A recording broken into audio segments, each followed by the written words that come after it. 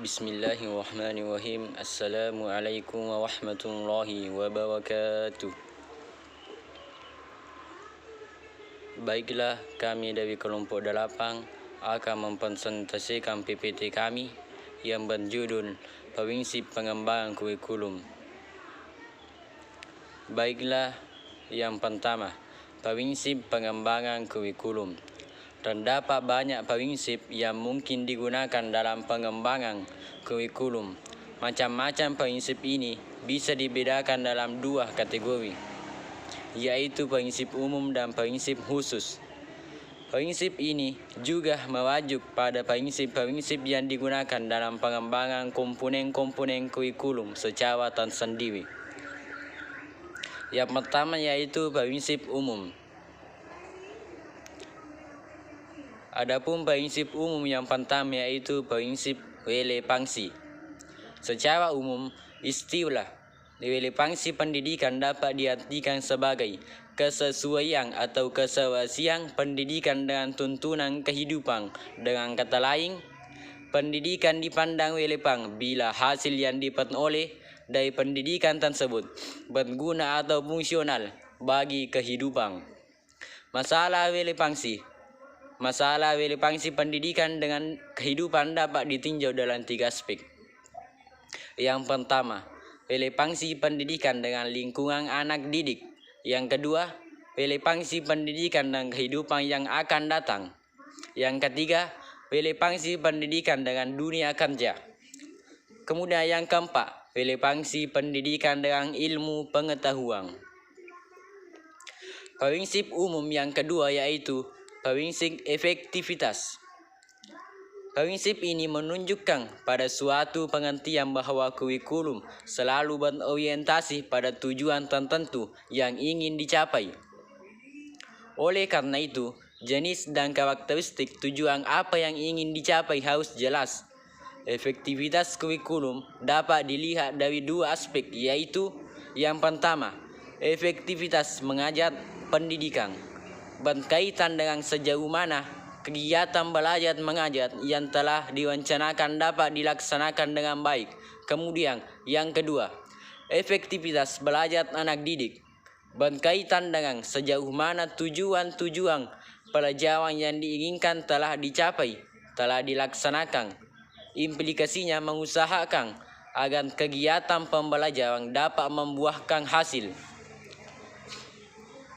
Kemudian prinsip umum yang ketiga yaitu prinsip efisiensi. Efisiensi suatu usaha pada dasarnya merupakan perbandingan antara hasil yang dicapai dan usaha efisiensi dalam kegiatan pendidikan.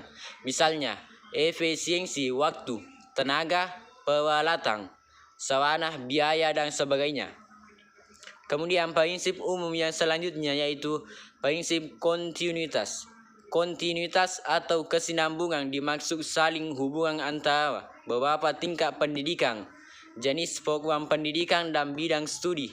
Artinya, menyusun kurikulum tingkat satuan pendidikan hendaknya dipertimbangkan hal-hal berikut. Yang pertama, kesinambungan di antara berbagai tingkat sekolah. Kemudian yang kedua, kesinambungan di antara berbagai bidang studi. Prinsip umum selanjutnya yaitu prinsip fleksibilitas atau keluasan. Fleksibilitas berarti tidak kaku dan ada semacam ruang gerak yang memberikan kebebasan dalam bertindak. Fleksibilitas dibagi menjadi 2 macam. Yang pertama, fleksibilitas dalam memilih program pendidikan. Kemudian yang kedua, fleksibilitas dalam pengembangan program pengajaran.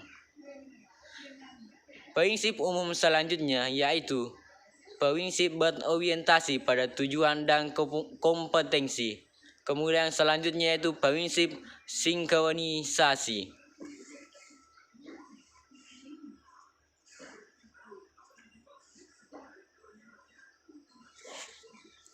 Kemudian yang kedua yaitu prinsip khusus. Ada beberapa prinsip yang lebih khusus dalam pengembangan kurikulum. Prinsip ini berkenaan dengan penyusunan tujuan, isi, pengalaman belajar, dan penilaian. Yang pertama yaitu prinsip tujuan kurikulum. Prinsip tujuan menjadi pusat kegiatan dan arah semua kegiatan pendidikan. Perumusan komponen-komponen kurikulum hendaknya mengacu pada tujuan pendidikan. Tujuan pendidikan mencakup tujuan yang bersifat umum atau berjangka panjang, jangka menengah, dan jangka pendek atau tujuan khusus. Selanjutnya prinsip khusus yang selanjutnya itu prinsip isi kurikulum. Prinsip ini menunjukkan yang pertama, isi kurikulum harus mencerminkan falsafah dan dasar suatu negaranya. Kemudian yang kedua, isi kurikulum harus diintegrasikan dalam nation dan karakter building. Kemudian yang ketiga, isi kurikulum harus mengembangkan cipta, rasa, kansa, dan karya agar peserta didik memiliki mental, moral, budi pekerti luhur, tinggi keyakinan agama, dan cerdas, terampil, serta memiliki fisik yang sehat dan kuat. Kemudian yang keempat, isi kurikulum harus mempersiapkan sikap dan mental peserta didik untuk mandiri dan bertanggung jawab dalam masyarakat. Kemudian yang kelima, isi kurikulum harus memadukan teori dan praktik. Yang keenam, isi kurikulum harus memadukan pengetahuan, keterampilan, sikap, dan nilai-nilai. Kemudian yang ketujuh, isi kurikulum harus diselaraskan dengan perkembangan ilmu, pengetahuan, dan teknologi. Prinsip khusus selanjutnya yaitu prinsip didaktik dan metodik. Prinsip ini meliputi yang pertama, semua pengetahuan dan kegiatan yang diajarkan harus fungsional dan praktis. Kemudian yang kedua, pengetahuan dan kegiatan harus diselaraskan dengan taraf pemahaman dan perkembangan siswa. Kemudian yang ketiga, guru harus membangkitkan dan memupuk minat, perhatian, dan kemampuan peserta didik.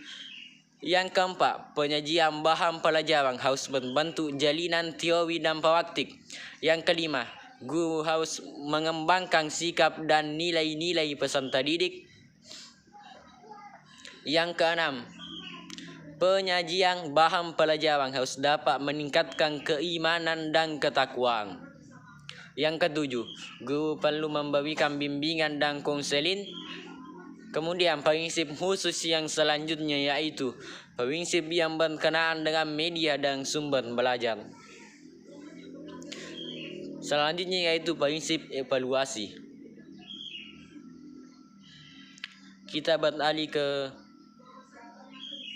selanjutnya yaitu faktor yang mempengaruhi pengembangan kurikulum. Ada 3 faktor yang mempengaruhi pengembangan kurikulum, yaitu yang pertama yaitu perguruan tinggi. Perguruan tinggi setidaknya memberikan dua pengaruh terhadap kurikulum sekolah.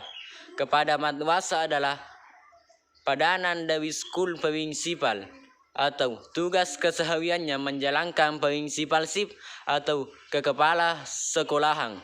Istilah kekepala sekolahan mengandung makna sebagai segala sesuatu yang berkaitan dengan tugas pokok dan fungsi sebagai kepala sekolah.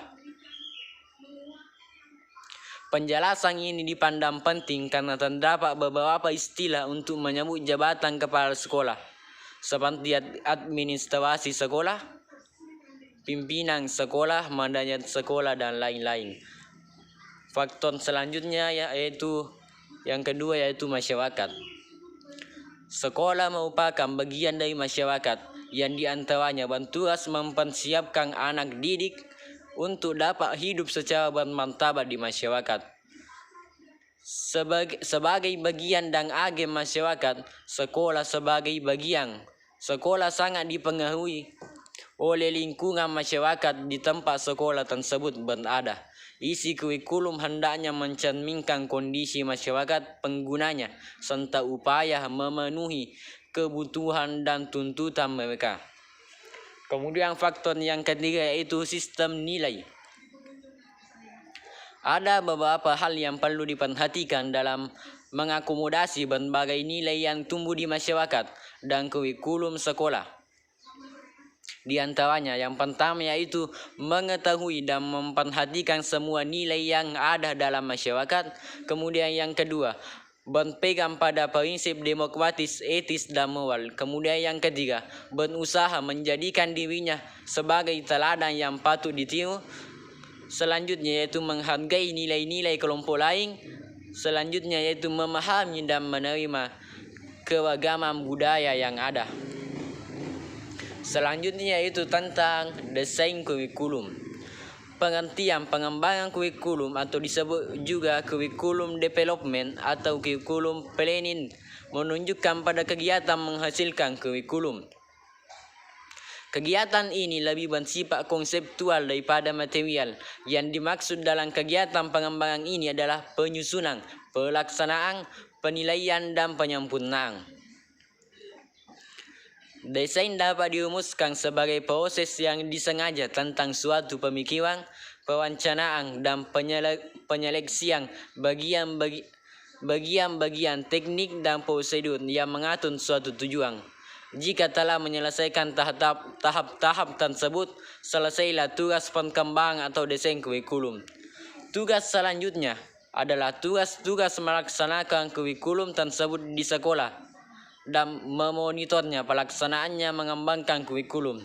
Kemudian yang terakhir yaitu langkah mendesain kurikulum. Yang pertama yaitu kita harus menentukan hal-hal esensial yang berkaitan dengan tujuan pembelajaran dan domain. Yang kedua, identifikasi domain tujuan pembelajaran. Yang ketiga, identifikasi tipe peluang belajar yang mungkin. Yang keempat, menentukan desain kurikulum yang cocok. Yang kelima, menyiapkan desain kurikulum secara tentatif. Yang keenam, identifikasi persyaratan implementasi. Mungkin cukup sekian dari saya. Mohon maaf atas segala kekurangannya. Wassalamualaikum warahmatullahi wabarakatuh.